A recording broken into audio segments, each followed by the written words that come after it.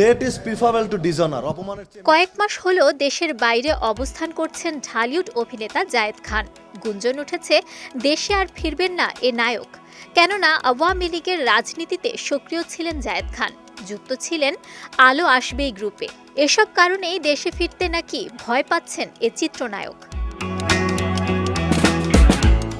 তবে জায়েদ বলছেন অন্য কথা, দেশে ফিরতে ভয় পাচ্ছেন না তিনি।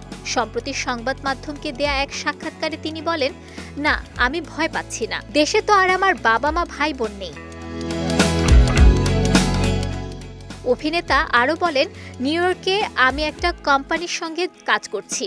যেহেতু দেশে অনেক দিন কাজ করলাম, তাছাড়া দেশে কাজও অনেক কম। রাজনৈতিক পরিস্থিতির কারণে অনেক শিল্পী কাজ পাচ্ছেন না, সবাই তো বিদেশে এসে কাজ করছেন। আমিও বিভিন্ন জায়গায় শো করছি, এখানে আমি বসে নেই। দেশে ফেরার ব্যাপারে আমার ভয়ের কোনো কারণ নেই, আমি তো কোনো অন্যায় বা অপরাধ করে আসিনি।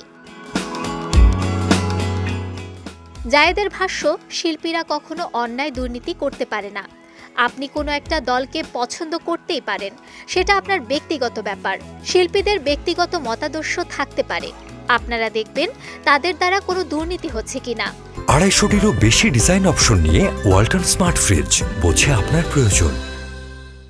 আমি কষ্ট করে শৈল্পিক লাইন দিয়ে অর্থ উপার্জন করেছি, কোনো অন্যায় কাজ করিনি, অন্যায়ের কাছে মাথা নত করিনি।